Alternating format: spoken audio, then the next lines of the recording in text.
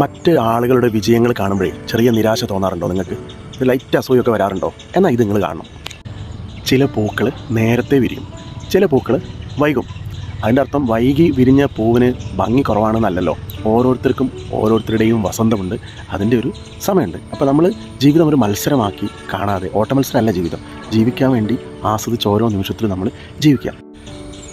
ഒരു ടൂറ് പോയാലും, ഒരു ഭക്ഷണം കഴിക്കുന്നതാണെങ്കിലും, ഫ്രണ്ട്സിൻ്റെ ഇടയിലാണെങ്കിലും, ഫാമിലിയിൽ നമ്മളിപ്പോൾ വൈഫിനോട് ഒരു കഥ പറയുകയാണെങ്കിലും ആ നിമിഷത്തിൽ ഫുൾ ഇൻവോൾവ്മെൻറ്റും കൊടുക്കുക, ശ്രദ്ധ അവിടെ ആയിരിക്കുക. അപ്പോൾ തന്നെ ജീവിതം മനോഹരമായി.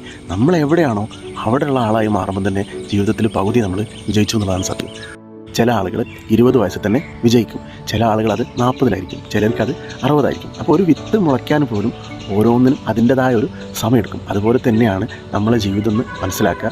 മറ്റുള്ളൊരു വിജയമോ അവരുടെ ജീവിതത്തിൻ്റെ ലൈഫ് സ്റ്റൈലോ അല്ലെങ്കിൽ മറ്റു കാര്യങ്ങളോ കണ്ടിട്ട് നമ്മൾ ക്ഷമയില്ലാത്തവരായിട്ട് മാറരുത്. അപ്പോൾ നമ്മളൊരു ഓരോ നിമിഷം ആ സമയത്തൊരു ശ്വാസം എടുക്കുക, ഒരു ദീർഘശ്വാസം എടുക്കുക, അതിന് മുമ്പോട്ട് പോകാൻ വേണ്ടിയിട്ട് ശ്രമിക്കുക. നമ്മളതായ താളം കണ്ടെത്തുക എന്ന് പറയുന്നത്. നിങ്ങളുടെ പേസ് നിങ്ങൾക്ക് കിട്ടിക്കഴിഞ്ഞാൽ എല്ലാം നമുക്ക് ആസ്വദിക്കാൻ വേണ്ടിയിട്ട് പറ്റും. ആരെങ്കിലും നന്നായി കാണണം, സന്തോഷത്തോടെ ജീവിക്കണം എന്ന് നിങ്ങൾ ആഗ്രഹിക്കുന്നുണ്ടെങ്കിലേ എന്നെ ഒന്ന് ഫോളോ ചെയ്യാൻ പറയണം, ഇതൊന്നും അവർക്ക് ഫോർവേഡ് ചെയ്യണം.